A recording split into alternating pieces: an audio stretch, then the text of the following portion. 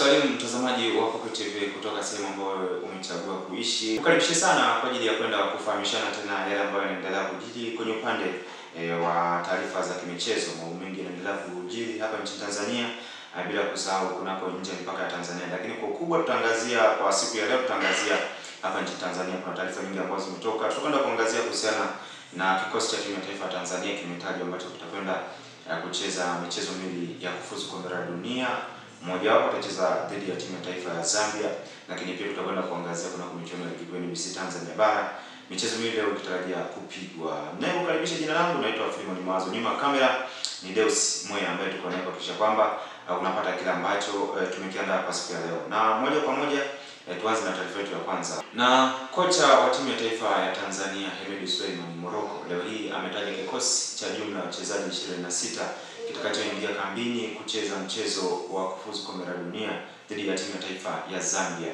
Morocco ametoa listi ya wachezaji 26 ambao wataingia kambini kwa ajili ya kwenda kujiwinda kwenye mchezo huu. Mchezo ambao utatarajiwa pia kupigwa katika uwanja wa Benjamin Mkapa Oktoba 8 mwaka 2025. Miongoni mwa wachezaji hao ambao wameweza kutajwa kwenye kikosi hicho cha mwalimu Hemed Suleiman Morocco ni pamoja na mlinda mlango ni Yakubu Suleimani kutoka Simba Sports Club, Hussein Maselanga kutoka Singida Black Stars, Zuberi Foba kutoka Azam FC, mabeki wakiwa ni Israel Mwenda kutoka Young Africans, Lusajo Mwaikenda kutoka Azam FC, Bakari Nondo Mwamnyeto kutoka Young Africans, Elias Lau kutoka Azam FC, Wilson Nangu kutoka Simba Sports Club. Lakini viungo walioitwa ni pamoja na Novastus Dismas kutoka Gosepe ya Turuki, Pascal Msindo pia ni beki kutoka Azam FC, Ibrahim Abdara kutoka Young Africans, Haji Mnoga kutoka Salford City ya pale nchini Uingereza, Dickson Job kutoka Young Africans, Miano Danilo kutoka FK ya pale Lithuania, lakini pia Aziza Ndambwile kutoka Young Africans, Ofne Chikola kutoka kunako kikosi cha Yanga, Yahya Zaidi Omari kutoka kunako kikosi cha Azam FC, Yusuf Kagoma kutoka Simba Sports Club, Habibu Haili Diego Idi kutoka Singida Black Stars, Tarin Arakea kutoka kunako kikosi cha AFC ya nchini Uingereza, Chazo Momba kutoka Floriana ya pale nchini Malta, Suleimani Mwalimu kutoka Simba, Faisal Salim kutoka Azam FC, Morris Abraham kutoka Simba Sports Club, Abdul Suleimani Sok kutoka Azam FC, Edwin Barua kutoka Paralimonia ya pale nchini Cyprus. Nao ndio idadi, na hiyo ndio idadi ya wachezaji 26 ya kikosi cha mwalimu Hemed Suleiman Morocco ambacho kimetaja kuingia kambini, na kinatarajiwa kuingia kambini mara baada tu ya mchezo wa siku ya leo. Michezo ya ligi kuu kuna wachezaji walioko Simba, walioko Azam, maana watahitajika kambini kwa ajili ya kwanza maandalizi, na mchezo ni tarehe 8. Maana hakuna muda mrefu wa kufanya maandalizi mengi, lakini pia wa kikosi kuweza kuungana. Nafikiri ni kikosi ambacho hakina tofauti mkubwa sana na kile ambacho kimetoka kucheza mchezo dhidi ya Niger. Walinda mlango baki wale ingawa kuna mabadiliko yameongezeka. Zuberi Foba wametoa bwana mdogo wa Azam FC, maana yake bado nafikiri kikosi ambacho wachezaji wamezoeana na wanafahamiana vizuri. Pengine tutarajie kuona kitu kingine tofauti kwa mwalimu, ingawa matokeo yaliyopita Tanzania ilipoteza kwa bao 1-0 mchezo tena ukicheza Tanzania katika uwanja wa New Amaan Complex visiwani Zanzibar. Maswali yanakuja kwenye mchezo dhidi ya Zambia.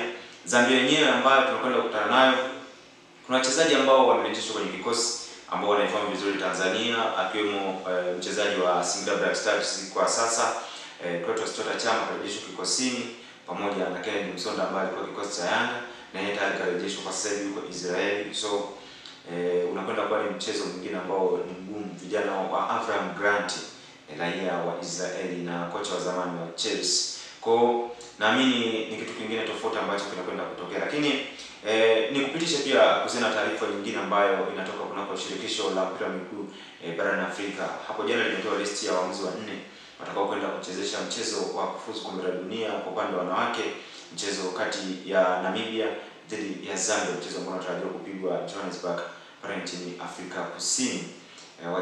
Waamuzi waliotajwa, waamuzi hao wanne ni Tatu Marogo ambaye huwa ni mwamuzi wa pembeni, muda mwingine anasimama katikati. Kuna Zawadi Yusufu, kuna Glory Tesha, pamoja na Amina Kiando. Pia huyu wengi watakuwa wanamfahamu sana, hasa mashabiki wa klabu ya Yanga huwa wanamhusudu sana. Na hawa hii ni listi ya waamuzi wanne ambao watakwenda kuchezesha mchezo kati ya Namibia dhidi ya Zambia ambao unatarajiwa kupigwa Oktoba 22 mwaka 2025 kwa nchini Afrika Kusini. Mengine atakayojiri kutoka kule tutaweza kufahamisha, lakini hawa ndio waamuzi ambao wameweza kuteuliwa. Kuna kitu kimeonekana kidogo, kuna mabadiliko kwa upande wa waamuzi. Imekuwa ni mara chache sana kukuta waamuzi wa Tanzania wakiitwa wa kike, hasa alikuwa Julius Rukia ambaye alishindwa kwa kiasi kikubwa kufanikiwa kuwa mwamuzi wa kimataifa, ingawa alikuwa na beji ya FIFA, lakini tofauti kidogo na waamuzi ambao kuaminiwa wanne. Ni mwanzo mzuri kwa waamuzi, kuna kitu ambacho kinaonekana wanaenda wanapiga hatua. Lakini tukiachana hiyo, pia hapo jana shirikisho la mpira wa miguu kupitia kamati kuu ya uchaguzi ambayo inaongozwa na makamu mwenyekiti wa uchaguzi ambaye ni Benjamin Kalume, yeye jana kataja na akatoa taarifa kuhusiana na taarifa ya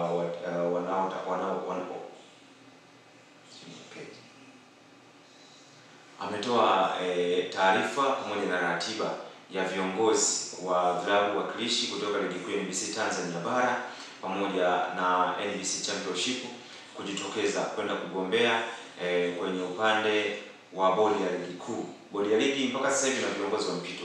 Maana yake viongozi wa mpito wanatakiwa kupisha madarakani ifikapo Oktoba 29. Utakuwa pia ni uchaguzi kwa upande wa bodi ya ligi kuu. So tuungane na Kalume ambaye ni wakili pia ambaye anahusika na swala la uchaguzi. Kwa ufupi nikupitishe kwa kile ambacho alikizungumza Benjamin Kalume ambaye ni makamu mwenyekiti wa uchaguzi wa bodi hiyo ya ligi kuu. Tumsikilize kile ambacho anakwenda kuzungumzia kuhusiana na uchaguzi wa bodi ya ligi kuu. Kwa hiyo kwa mujibu wa kalenda ya matukio ya uchaguzi, tunaanza na zoezi la kuchukuaji wa fomu. Uchukuaji wa fomu, tunaanza kuchukua fomu kuanzia tarehe 2 ya mwezi wa 10 mpaka tarehe 6, na mwisho wa kuchukua na kurudisha fomu itakuwa ni mwisho tarehe 6 saa 10 jioni. Ndio muda ambao wa kurudisha fomu, na kamati itaweza kukaa kwa mchujo wa awali kuanzia tarehe 7 mpaka tarehe 9, na kuna kipindi cha kupokea pia mapingamizi ambacho kipindi hicho ni kati ya tarehe 12 mpaka 14 endapo yatakuwa yameainishwa na wagombea.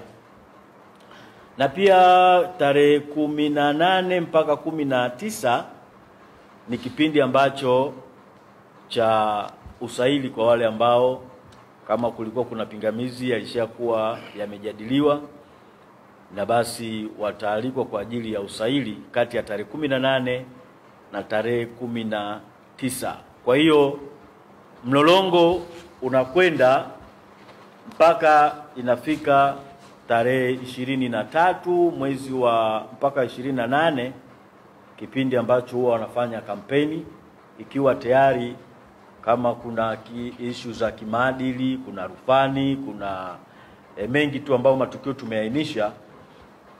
Nafikiri nakala hii itawasilishwa kwenu ili muwe na kumbukumbu ya kufuatilia kitu gani kinaendelea. Na hizo ndio taarifa ambazo tumekupenyezea kwa wakati huu kuhusiana na kile kinachoendelea Tanzania. Lakini baadaye kutakuwa na michezo miwili ya ligi kuu, mchezo kati ya JKT Tanzania dhidi ya kikosi cha Azam FC, lakini pia Simba Sports Club dhidi ya kikosi cha Namungo Football Club majira ya saa 2:15. JKT Tanzania na Azam ni saa 12, lakini kwa Simba ni saa 2:15. Kwa taarifa zote tutakuja kujuza. Endelea kusalia na Coco TV. Jina langu Philemon Mawazo.